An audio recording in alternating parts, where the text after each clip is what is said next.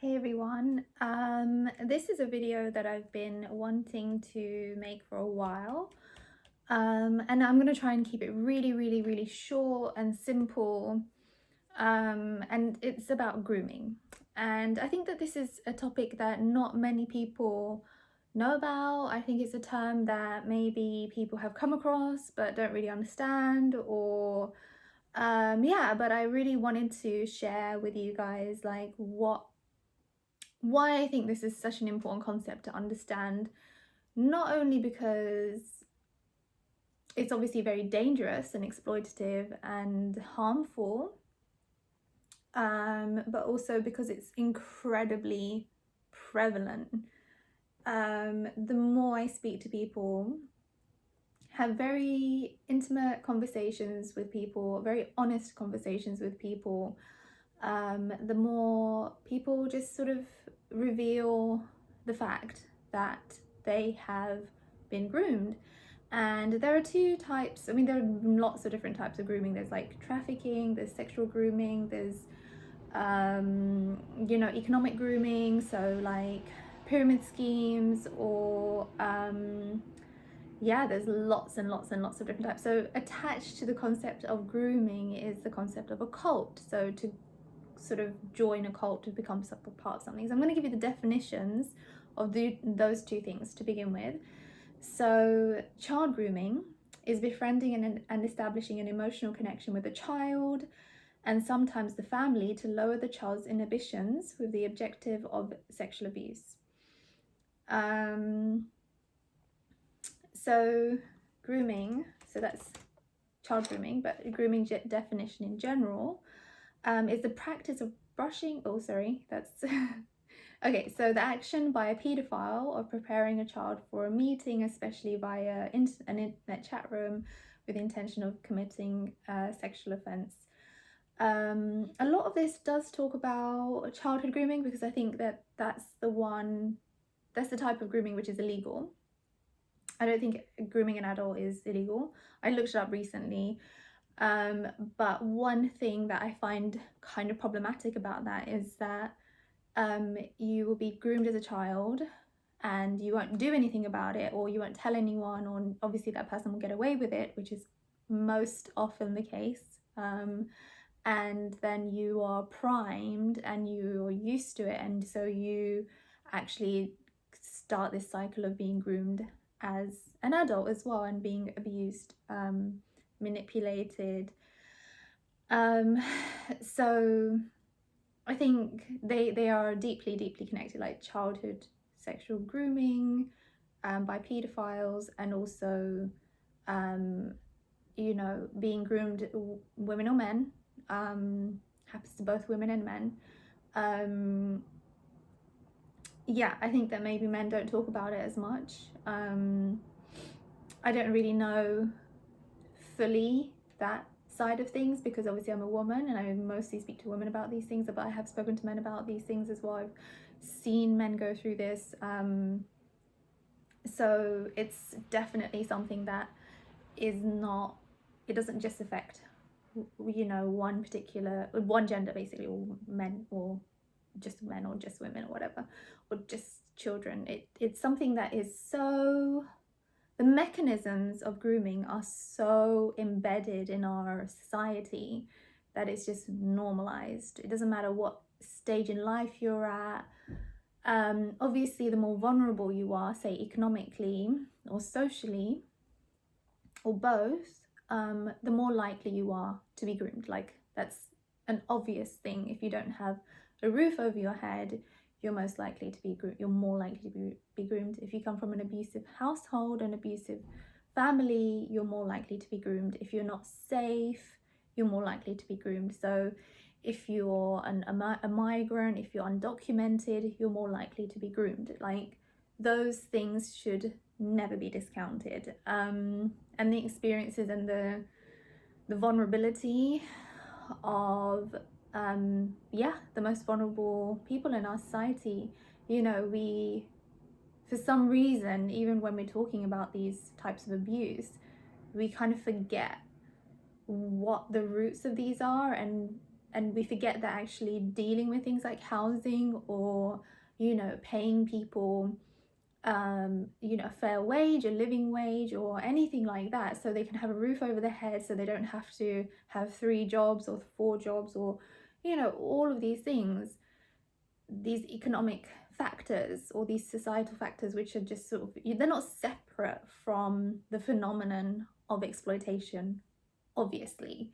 I think that when we have an education system which is quite compartmentalized, let's say, it's hard to bridge those gaps and to make those connections, and for specialists to actually work on things in an interconnected way, in a multidisciplinary way, which is required in order to fully and effectively actually tackle these problems.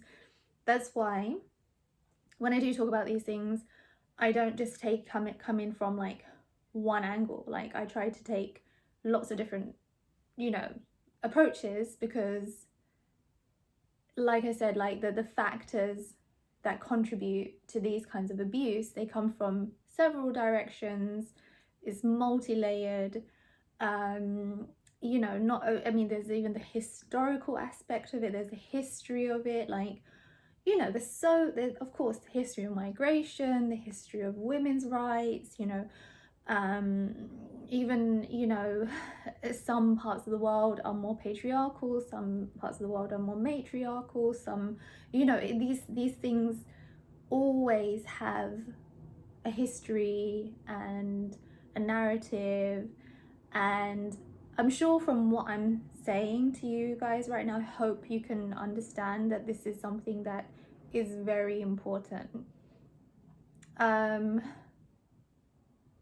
Because I've just seen it so much, and I've experienced it so much, and I've seen how this is conducted across the education system. And I'm a teacher, I'm an English teacher, and my God, it doesn't just frustrate me, but it just upsets me a lot. The fact that the education system is complicit in grooming. Of all the places, of all the spaces, like, people should be safe to learn. Like, and I know I did another video about safe space, and I was so annoyed in that video that I didn't even publish it, because I was like, wow, like, people can really take their safety for granted and then have a go, like have a really, really, really big go at people who can't, and seek that within and the educational space, and how that's actually a very reasonable thing to seek or to look for if you haven't come from a place of safety. Like, if you're a genocide survivor, if your parents are genocide survivors, if you're undocumented, if you had to flee war, if you become a refugee, like, coming across the world to get an education, because obviously colonialism dominates that sort of like, what is education, what isn't education, the value system within the hierarchy that you have, a very well established hierarchy, all of these things. Like, I think that anyone who protests that is living within a bubble, and a very protective one. And it's just deeply ironic when people say, white people who say,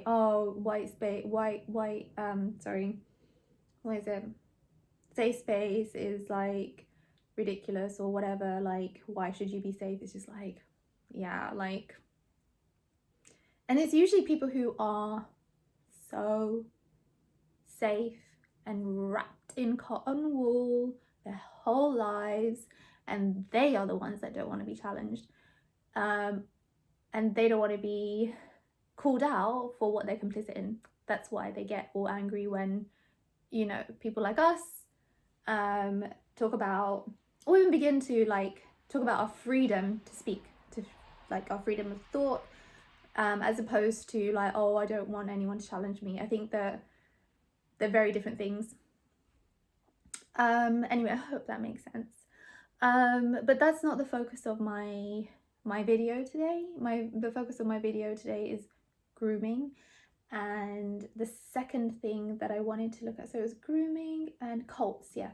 So 2 definitions. Occult definition. Okay, so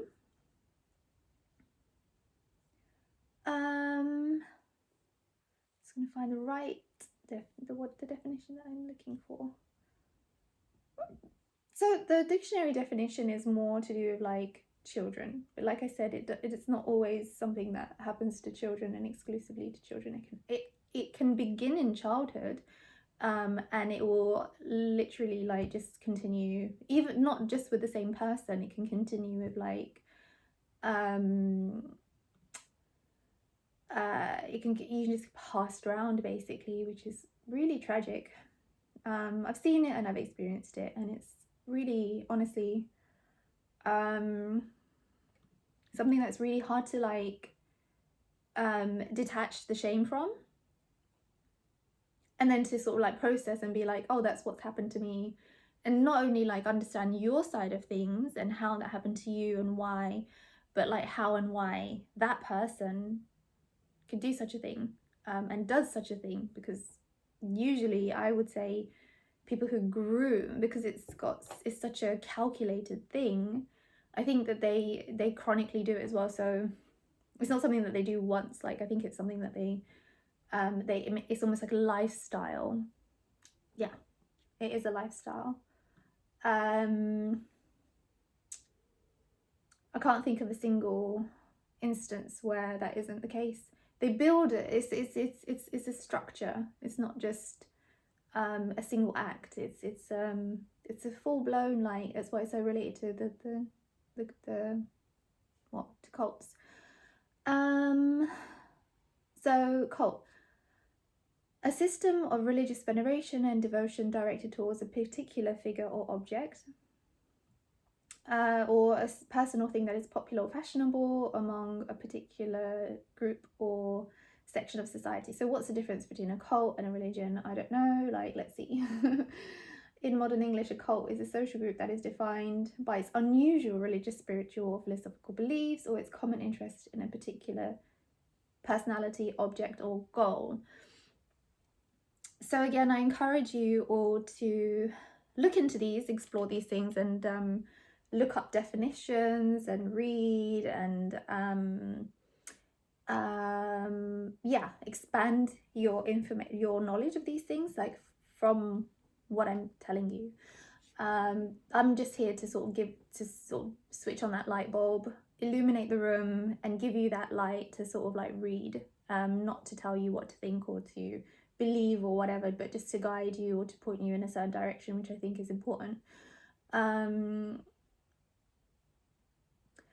Okay, so here's another definition. So this is from the Urban Dictionary. When a sexual or other kind of predator sets the stage for abusing another, such as child or other person, as in the case of sex and theory, human trafficking. Trust, may give toys and other gifts and favors to the intended victim to gain trust.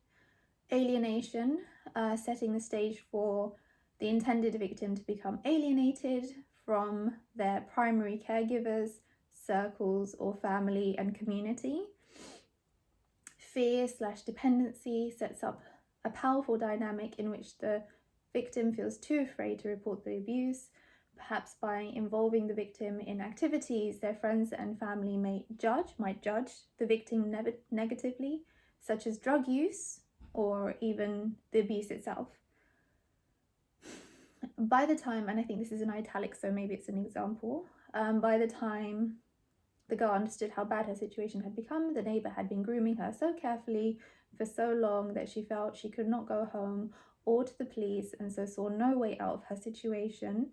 Thankfully, a relative noticed her distress and had the sense to seek help from the county's intervention program.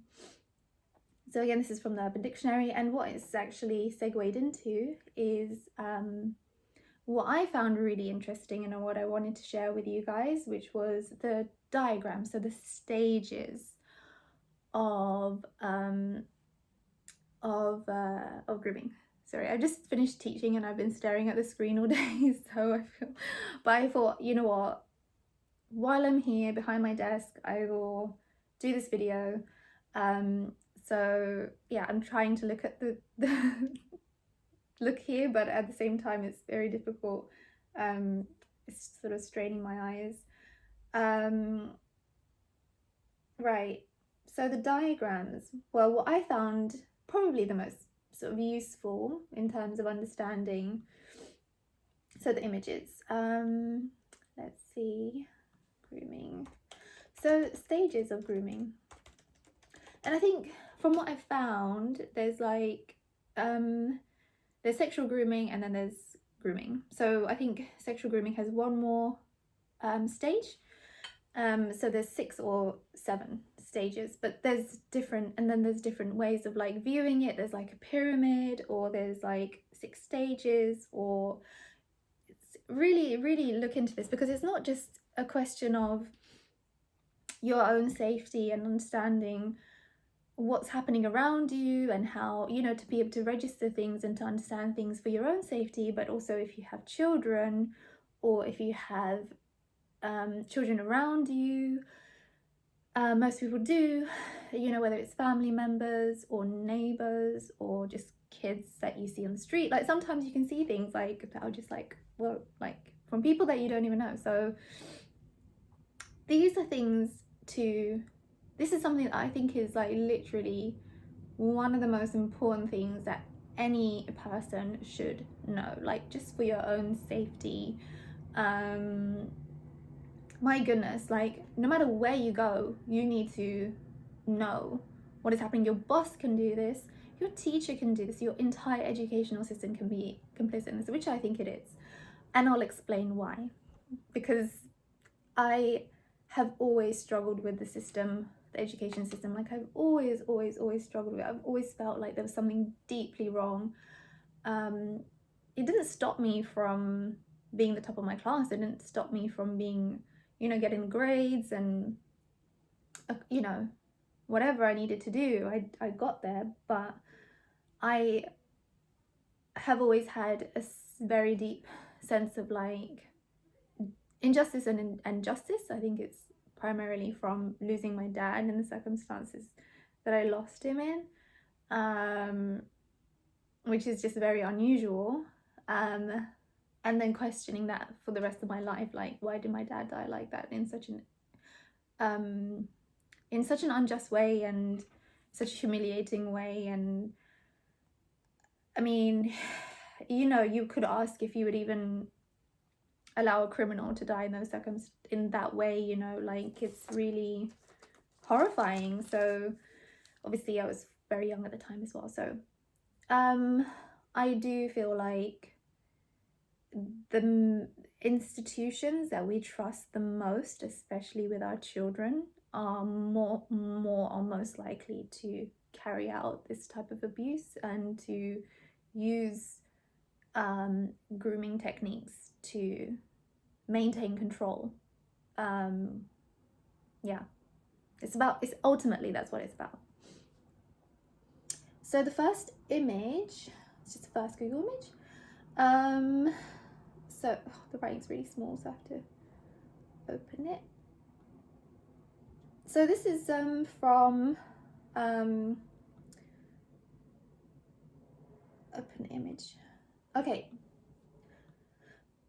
Basic stages of grooming for sexual exploitation, and this is from End Slavery Now. To prepare or train someone for a particular purpose or activity. Targeting a victim. Traffickers target victims who have some noticeable vulnerability, emotional neediness, low self-confidence, or economic stress. Gaining trust and information. Obtaining information about the victim is key. This can be done through casual conversations with the victim or with parents. Traffickers often mix well with other adults.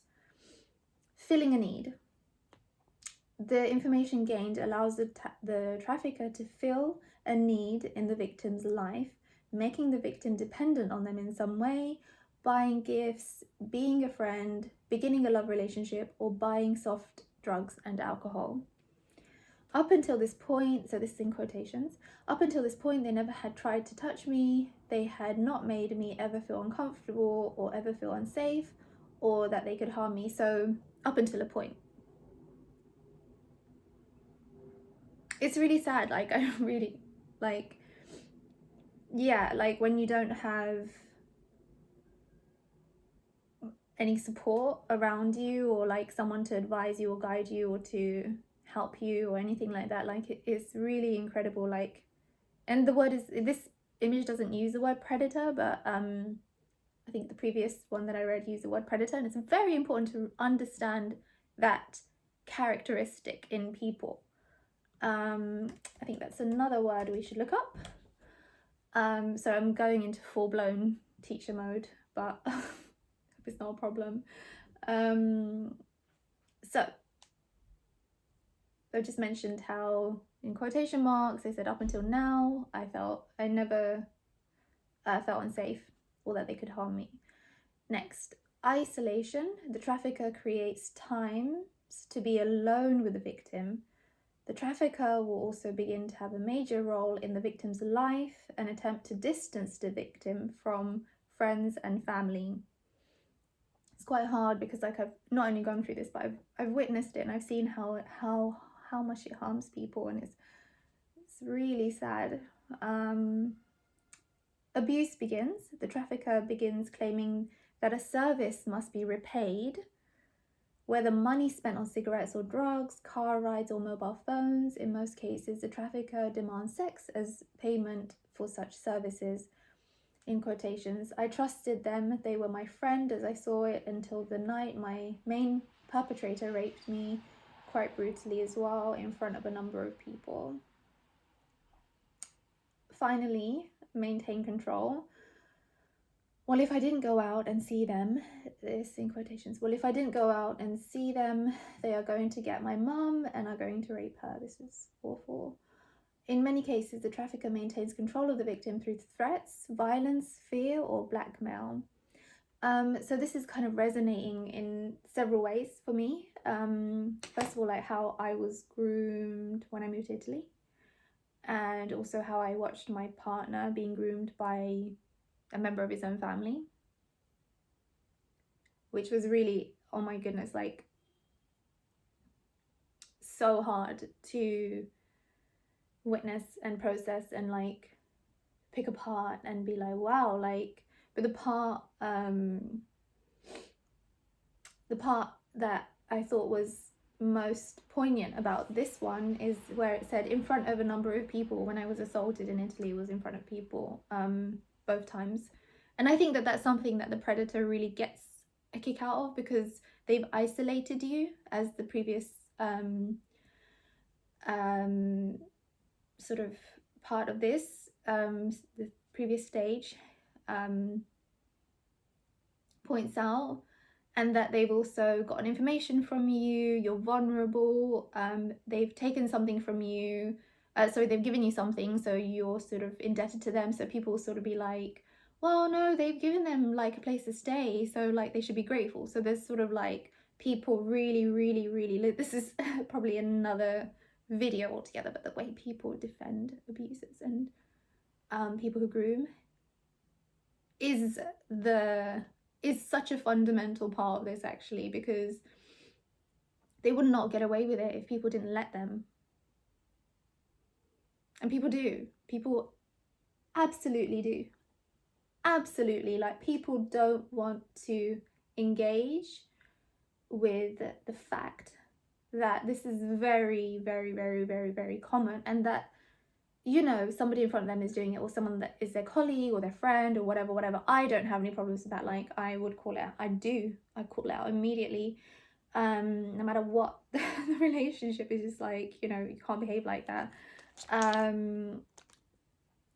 But I think not a lot of people think like that. I think we live in a very individualistic society, a very selfish society, whatever, or like people just can't be bothered. They're just selfish, and, you know, they might say I don't agree with these things, or like I believe in women's rights or equality or whatever, or like you know, economic dignity, or basic human dignity, or people's rights to their own bodies, or whatever you want to call it. Like, so many things that people like say, yeah, I believe in that. Yeah, sure. They can build their entire life and career on these like ideas, and write books about them, and create scholarship on it, and give presentations, and even build institutions built on these theories and these ideas. But in practice, and I'm really trying not to swear, in practice, it's almost like a like the more that they do these things in that way, in a sort of like theoretical, institutionalized, academic like way, it's almost like it's more, the more that you see that, the more that it seems like it's a cover for complicity. People are like, no, like, I am not capable of that because I wrote this article about how bad racism is, or how bad it's like. It doesn't mean you're not fully complicit in abuse and blatant abuse, and then covering up the abuse, and then furthermore, like, not listening to the person who's gone through the abuse, and then furthermore, like, shutting them down, and then denying them their narrative and their history, which is so dangerous. Like, it's fundamentally dehumanizing to do that to someone after they've gone through something like this. So it's a question of denying someone their humanity, and just why is it so acceptable? Like, a lot of people have tinkered about with this idea, but I think that they have always, it's always been exclusively like white men who want to talk about like concentration camps, and like be like, you know, all high and mighty about it, and all like morally superior about the whole thing, when if you look at their scholarship or their work or whatever, like, it's just parasitic. Like, it's like they're not really creating any meaningful, actionable like difference. They just sitting in their offices and chatting about these things and being like, that was bad, and like, why was it bad, and like, what's going on. But like, actually fucking stand up and do something, because I'm telling you, my god, like, the amount of people that I've met who just don't, because otherwise, like, I would have been like assaulted in front of a room full of people twice. And these aren't just like, they're not kids, they're not like, they're people who have quite important like social whatever you want to call it, like, which obviously I don't really understand, or don't really like, you know, buy into these things. But let's say they have daughters themselves, even that's a good enough reason. But because I'm not their daughter, didn't matter. Like, whatever, man. Like, oh, he assaulted you in our living room, like, after a dinner party, and like berated you. Like, that's your problem, babe. Like, that's basically how it was. I was left to deal with it on my own. Yeah, in a foreign country where I was alone, basically, and didn't speak the language. So yeah, yep. Very, very, very traumatic. And that's why, like, I ended up like suicidal. And I kind of think back to like that time, and it wasn't like a year of feeling suicidal. It was like maybe a few weeks or something. Like, it's really hard to measure, or like, I need to actually look back at some of my writing or my messages. I didn't tell anyone, actually, so I was going through it by myself, so there wouldn't be any like record of it. And I also don't think I was aware of I wasn't self-aware. And so a lot of it was actually looking at YouTube videos and like searching for like the way I was feeling, and trying to find someone that I could relate to in terms of like how they were feeling, and that really helped me. So the way I would find out when and what the duration of that whole experience was would be through my YouTube history. But it is really sad, because like, just one day of that is too much. just one day, like, if I look back, it's just too much for someone to go through on their own.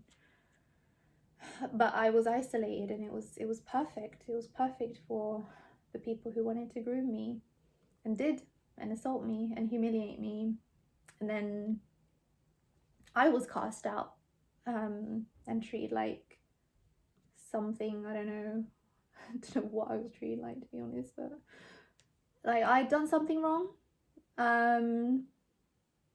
That's how you feel. It's such a terrible feeling. It's such a like, and it's bad enough that you're feeling like that, but that people place you there, like you're responsible for your own abuse, and that you should have done something differently. And what did you expect? Oh my goodness, the things that people said and did during that period is just. There's one here that I haven't looked at properly, but it's on Facebook, that's why it's not really expanding this. Okay, it's really interesting because there's like different versions of this. There's different versions of like, I wish this one was bigger because I really want to read it, but sorry, I keep clicking on. Okay, maybe it opens as a PDF. Yeah, it does. So this is called Childproof America: 6 Stages of Grooming, also known as 6-Step Recruiting Process. And I'm going to give you different versions of this because I really want you guys to have like a very well-rounded information, and also maybe different types of language or different ways of putting things is going to resonate with different people, so it'll make sense. But yeah, grooming, 6 stages of grooming. 1, befriend. Purpose is to establish trust. Pimps and recruiters are in our schools and churches, exclamation mark. Okay, this sounds a little bit less like less neutral, I think, but this step starts with identifying a target. The targets who are, well, it is what I'm saying anyway, so I guess it is in line with what. Yeah, it's sad. Sorry, I really shouldn't be laughing about, but it's true. Like, these are the institutions which hold the most power over our children and over us. That's the fact of the matter. This step starts with identifying a target. The targets who are most at risk are girls with low self-esteem or girls who are struggling with school, work, friends, or family. After the target is identified, things proceed in a way that seems innocent and remains that way for many weeks or months. Yeah. Number 2, intoxicate. Purpose is to produce a source or increase the level of friction in the relationship at home. This is interesting. They make sure your child has fun and feels a sense of independence. That's very interesting. The friend introduces drugs and or alcohol. If the targeted teen has already experimented, the groomer will increase the frequency of use and ease of access. It's really sad when they talk about alcohol, because yeah, it's really sad, because it's such an addictive drug and can really destroy someone, you know. Number 3, alienate. Purpose is to drive a wedge between the teen and the family. They want to turn them against you. The groomer will be very polite in front of parents, but when alone, the groomer is constantly berating parents. Your mum is such a bitch. She treats you like a child. Your father grounded you for that. He never lets you do anything. I bet you can't wait till you get out of the house. That's a really interesting thing, because they kind of like pretend to be on your side, but they're always just saying things that are like make you feel like shit, basically. It's just like, if you really care about me, then why are you saying these things that make me feel like shit? Number 4, isolate. Purpose is to separate them from old friends who share their core values. They are separated from old friends and introduced to new friends who are more fun. The new friends understand the teen, they accept them and support them. They stop hanging out with their old friends and even with their childhood best friend.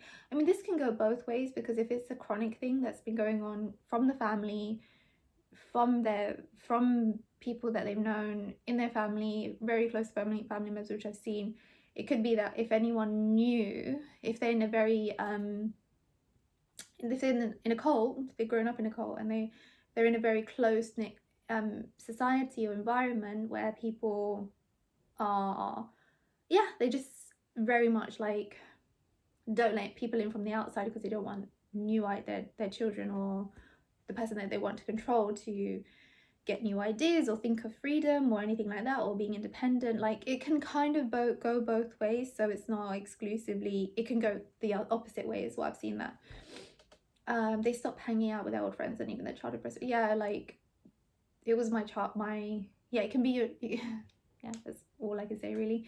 Number 5, desensitize. Purpose is to disorientate the victim's moral compass. They convince them that they can have a better life. They tell them that things their parents warn them about are simply because parents don't understand their generation. Yeah, like, you can definitely have like this sort of like, you can have a better life, or I know what's best for you, whatever, like, capitalize. So this one's a little bit, there again, like, there are facts and useful things in all of these. It's not my favorite one. I think the pyramid one I thought was really good. So that one is, and it's quite a few, yeah. What's that one? What is that one?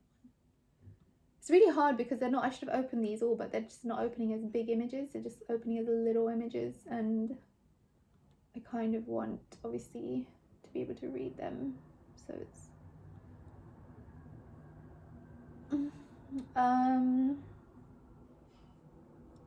that's odd because I actually, oh, there's a figure image. Okay, so I really liked the triangle, the pyramid, sorry, because I think it does very much represent, like, the pyramid scheme. It's like a pyramid, yeah, I think you guys know what a pyramid scheme is. Why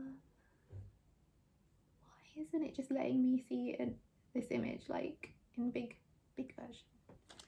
Let's see, open image in new tab. So weird because I actually have it on my phone, but obviously I'm using my phone to record this, so I will put this one in as a link. Oh,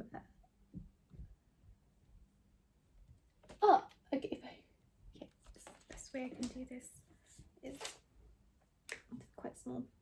So at the bottom you've got selecting the victim. Number 2, gathering information. Number 3, trust. Number 4, credibility. Number 5, prime. Number 6, instigate. Number 7, maintain. So the bit that I really wanted to focus on with regards to the education system, and particularly within what they call decolonization, and I will try to be very brief about this. The reason why decolonization is not decolonization, it's recolonization, is because of everything that is, all the structures that are in place which basically enable the children of colonizers who benefit and have their entire little exceptional lives, where they think that they're exceptional and better than everyone else, and obviously they have access to all the resources that their ancestors stole, literally pillaged and murdered, mass murdered and destroyed like the rest of the world for, basically. Their way of sort of continuing the cycle of colonization is to get information on us, and the most obvious place where I found that was when I was studying in the School of Oriental and African Studies, a very elite university, like very small, not many people know about it. It's like, if you're from that background, often you're going to be interested in that university, actually, frankly speaking. And you're going to want to go out and recolonize, because it's a cultural thing. Let's put it like that, because I think a lot of people, a lot of pro, like, fascist colonialists, apologists, they say, oh, you're judging people based on their what their ancestors did, and that sounds like being a Nazi. And I'm like, no, like, you're literally redefining what a Nazi is, number 1, in order to protect colonizers. Number 2, what it is that these people have built their lives and their careers and got to where they are above other people, namely the colonized people, through the money and the wealth and the connections and resources, actual access to resources and social positions that they've inherited from their colonial, murderous, criminal parents and grandparents. So literally a fact. It's got nothing to do with judging someone because of their ancestry. No, it's literally like actually just exposing history and actually being like upfront about where people get their power from. Because they really think that they're exceptional and they're smarter than everyone else when actually they're not. I think this is the myth. I think that white Europeans live in a mythical world, in a myth which is based on a delusion. Mythology is not supposed to be reality. That's why it's called mythology. Anyways, I don't think that people, honestly don't think a lot of people like really have actually grasped that. And I think once they realize what real life is, that they are not God, that they cannot be God, they're not better than anyone else, just like everyone else. I think that illusion, shattering that illusion, is so scary for them.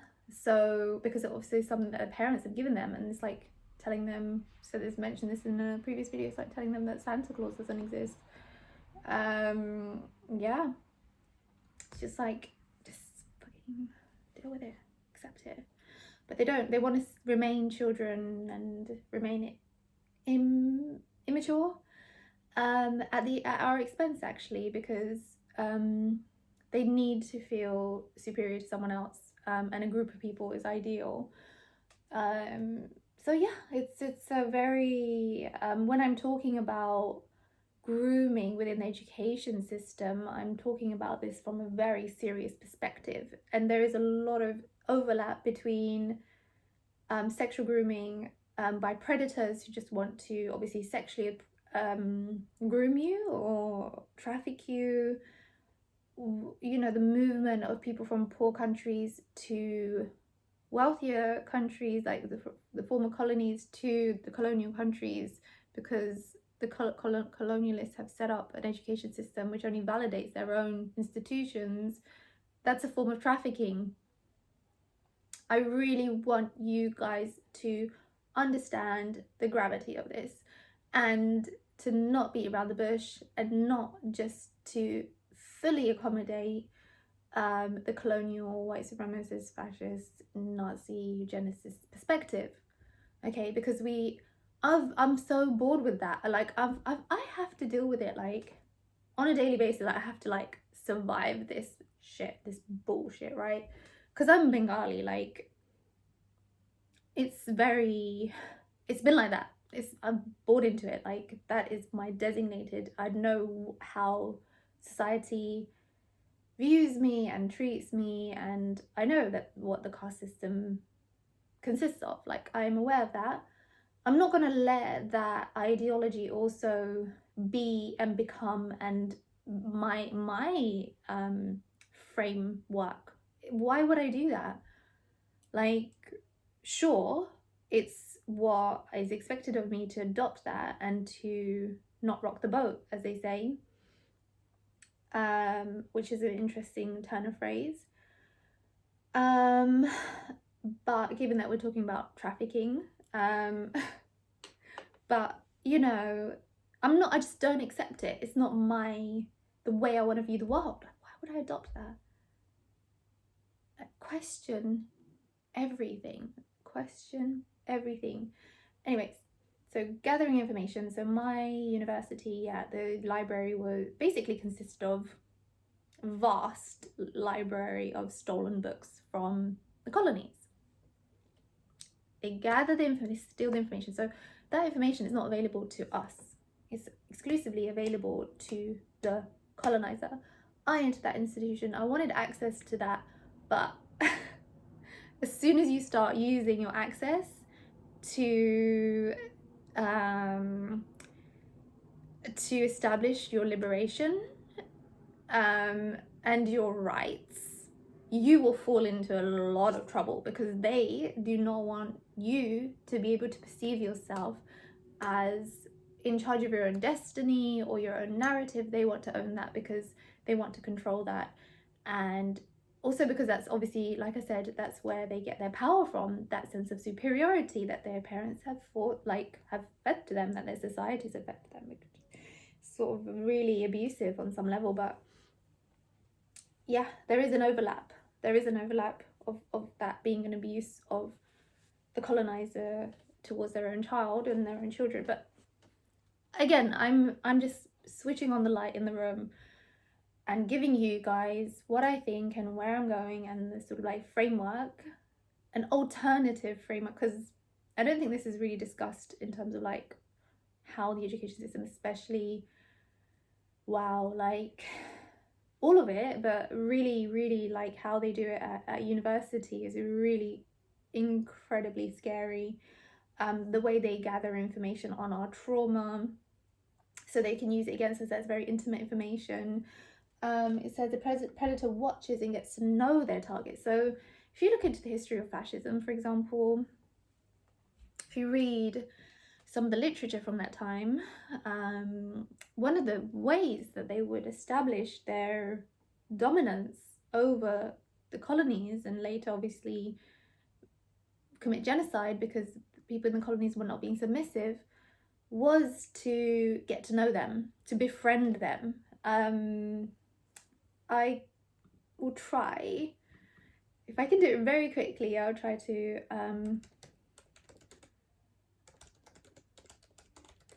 find, because I do these like really off the cuff, and I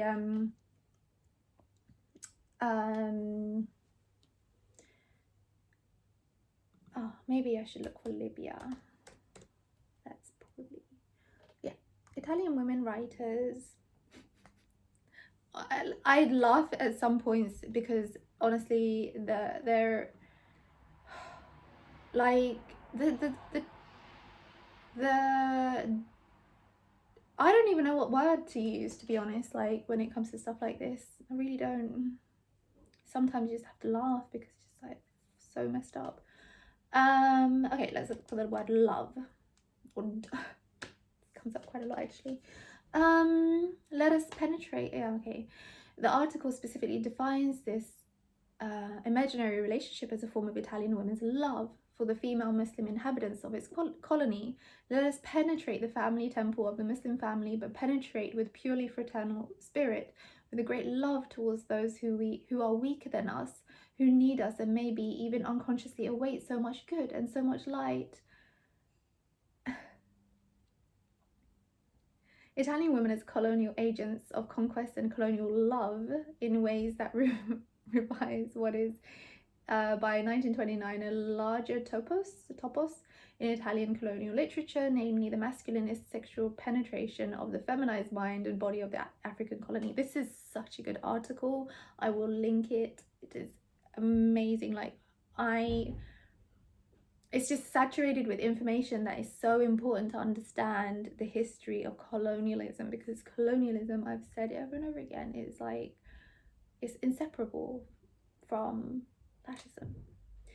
And grooming, and you know, getting to know the person that you're gonna exploit, and whether, no matter what type of exploitation that is, like you're gonna manipulate under the pretense of love.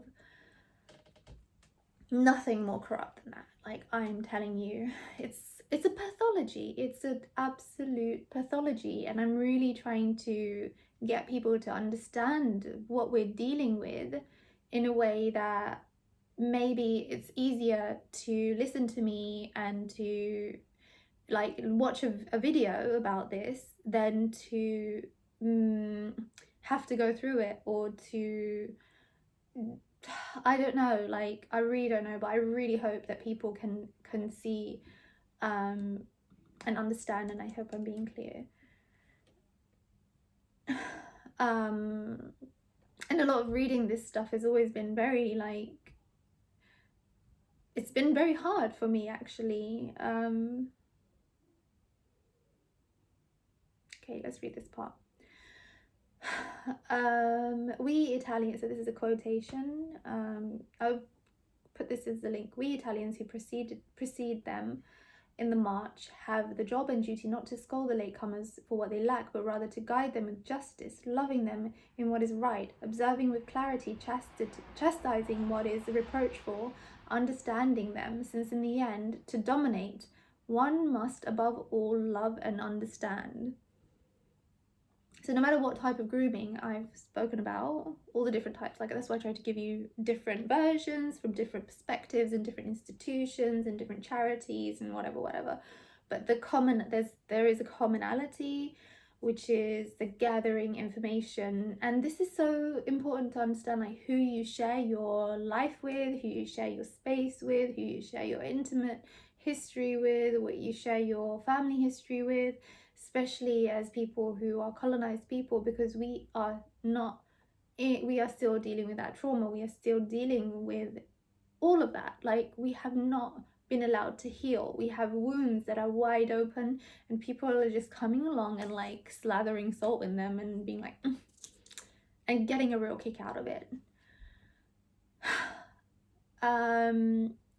All the while, like, sort of like saying, while rubbing that salt in your wounds, they will be like, so tell me how bad it is, like, tell me. And they have this sort of very voyeuristic fetish. They fetishize it, they salivate over it.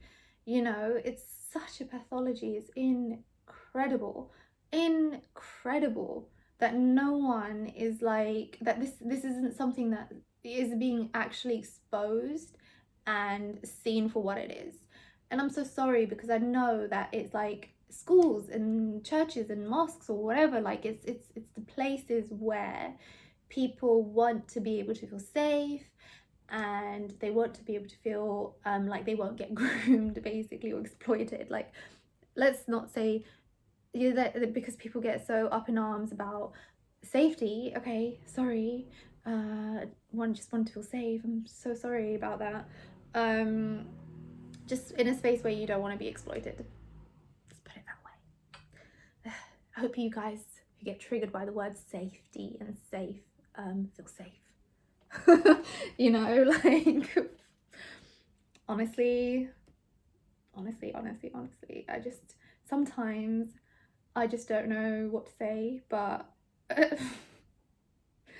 it is like, it's a tragedy. Like, I really do think, and Jordan Peterson is one of those people who's like, oh, I don't even want to go down that road, because it's the way he talks about safe space is so hypocritical, number one, because he's like, oh, university isn't safe space. Says the guy who's never left academia, who's in his 60s or whatever, and has never left academia, and who went to university where his mom was the librarian. Oh no, university isn't your home. Safety, why should you feel safe? Like, damn, what kind of educators do we have out there? Like, I mean, fine if he wants to be whatever, he's a professor, whatever, but like, the fact that people shut down alternatives or criticism or like disillusionment with that, with just having one type of educator or one perspective as not only the dominant one, but the only one, pretty much. And then everyone else has shut up basically, and silence themselves and censor themselves and actually surrender their freedom of thought, their freedoms and their freedom of expression, and their, you know, developing their ideas and their we have to sacrifice that so people like him can feel safe to say what they want. I think very safe, yeah, because if they weren't, he wouldn't be within academia for like decades, literally. I'll think about publishing the video about safe space. I'm just so annoyed. Right, so I've spoken about society and people's complicity, and I've spoken about the need for people to actually like understand these mechanisms, and actually understand that if someone is vulnerable, then it's not their fault if they get groomed and assaulted or exploited. It's really not. And I've seen people who are under the, so once there's been like the control, so the maintain control. In many cases, I'm just going to skip to, this one is from Fight to End Exploitation. It's a Facebook post. Number 6. So I read number 1 to 6 actually. 1, targeting the victim. Traffickers target victims who have some noticeable vulnerability. Wait, I think I will skip to 6 because there's nothing really different about this one, except 5 and 6, I think. The trafficker begins requiring that services must be repaid, which may begin with a request for illicit images that are then used to threaten the victim. So this repayment is really like a huge thing, because you feel indebted to the person, you feel bound to them, you feel like you can't get away and you owe them something, and you can't call it out because they've helped you with something. And I've seen this, is so horrible to go through it myself, and then to watch the person that I love like go through this as well is like, was so hard. It was so hard because he wouldn't accept that it was basically obviously siding with his abuser. So yeah, it was really hard because I had sort of cut my strings from the person who assaulted me. Obviously it was very hard. Yeah, it's very hard. My 2 years in Italy. Number 6, maintain control. In many ways, the trafficker maintains control of the victim through threats, violence, fear of blackmail. Many victims show loyalty to their traffickers even after recovery because of the manipulation and the trauma bonds that are formed. So a lot of this vocabulary is very important. Sorry, this has gone on for a while, but I really wanted to just not, like I said, not just give you one source, let's say. So trauma bonds, YouTube has a lot on this, who the abuser is and who that person is, and narcissistic personality traits or psychopathic or sociopathic, whatever, like all of those things. Like you can, they're also side topics, but what I wanted to focus on, like I said, is the cult. Well, cult we haven't really spoken about that much either, but just grooming. I think it's something that everyone should be aware of, especially parents. Like, I mean, I have a young nephew. I think every time my siblings have had kids, you know, they feel like they are my children, not anything. I'm so protective of them, so it's like, you know, I can't imagine, like, oh God, I can't, like, I have to be fully aware of these things. I've forwarded these things to my siblings who have kids, and I really think that everyone of all ages, children as well, like of a certain age, should be aware of these things for sure. So gathering information, let's go back to the education system. So they gather information. So you're, let's say, targeting a victim, someone who is vulnerable, emotional neediness, low self-esteem, or economic stress. Okay, so young people, 18-year-olds, 17, 18-year-olds, are vulnerable because they are emotionally probably like hormones all over the place. They feel they need to do something, like get somewhere, prove themselves some way. Like especially in America, like the education system is incredibly competitive, like wow. Emotional neediness, I don't know, not necessarily, well, maybe when you're young you have more you have more emotional needs. Low self-esteem, also quite associated with being a teenager. And then economic stress, like again, the idea of needing to go to college so you can build a career and you can obviously have your economic success. So there is always that pressure to be successful. So number 2, gathering information. So obviously young people, they hand over their lives to their educational institutions, and you know, there is a difference between the people. There are students who go into that space as groomers. Like, I went to an institution where there were a lot of people who were wanting information from me because I'm from a former colony, so they wanted to know my, you know, they, like I said, they were salivating over it. So it's not always, that you're going in as being groomed. You can be a groomer as well when you're going to go to university because you want information for your essay or for your PhD or for your master's thesis or whatever the fuck. It's grotesque. Filling a need. The information gained allows the trafficker to fill a need in the victim's life. So you feel like you're being listened to, you feel like you're being heard, you feel like your trauma is being resolved in some way because someone's writing about it in their fucking essay. Or another one is like fulfill a need in a victim's life is to like I said, like this need to fulfill the wishes of your parents. A lot of migrant parents, come to sacrifice a lot, and they're like, at least my kids will get to go to college. That kind of thing. A lot of expectation, dependency, so they depend on them to get onto the what do you call it, the career ladder, basically. Isolation, massive one. Trafficker will begin to have a major role in the victim's life and attempt to distance family from. Going to college consists of you spending most of your time on campus and in halls. Like, please, if you are parents, think about this. And I'm not saying don't send your kids to college. I'm saying look at what these institutions are doing to your kids. Think about it. Like, it's so entrenched, and it's a huge money-making scheme. Like, if you want to know what the exploitation is for, it's for money. And it's not just money, it's for social control, it's to maintain control. Has a lot of purposes, has a lot of purposes. So the isolation aspect, obviously when you're at primary school, you are spending most of your day and most of your year, most of your time as a child at school. Think about that. I was never really interested in like classroom stuff. I was always interested in like interacting with people.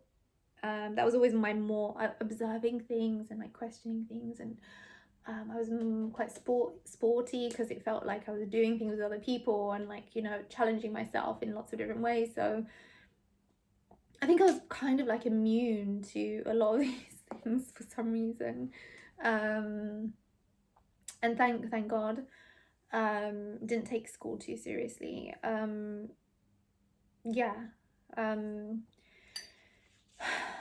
I liked school, but anyways, in some ways, but complicated story.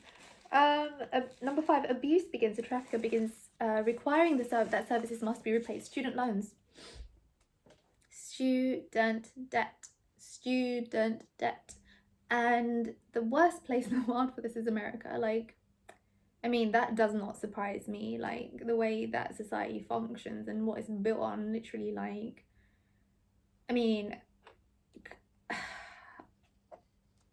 I don't even know where to begin with that. Like, you have obviously massacring and the genocide of indigenous people and native peoples, and obviously stealing the entire country. And oh my God, like, it's huge. It's just like all of that to come over from Europe and do that to people, like human beings. And then obviously the slave trade is just so disgraceful. Like, it's not the topic, otherwise I would literally, like, I talk about this the rest of the time. Like, pretty much is a big part of what I focus on, is the crimes of Europeans towards Black people, which is the worst thing in history, actually. Let's get that in people's heads. So student debt is the repayment aspect of things. They've given you that piece of paper and the wonderful college experience of being isolated and indoctrinated and trained. And obviously you've often been trafficked. You've had information extracted from you. You've had your labor extracted from you.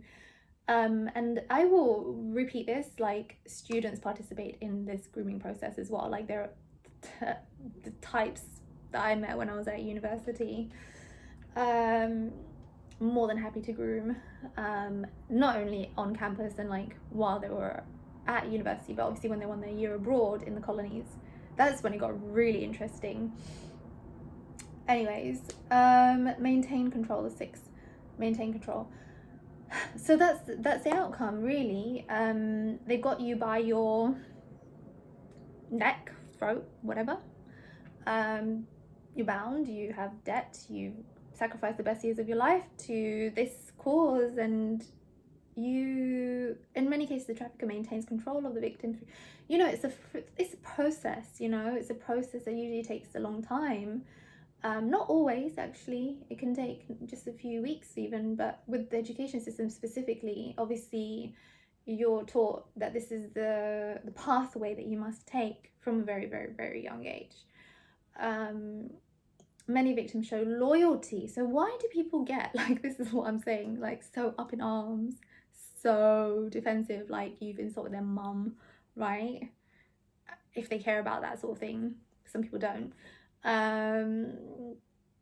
If you like question the education system, like, it's really fascinating, but it is literally this. It is that they've been controlled, they're under control, and they show loyalty to their traffickers and their abusers even after recovery. So even when someone might listen to this and be like, oh my god, like, put the dots together within the context of their own experiences,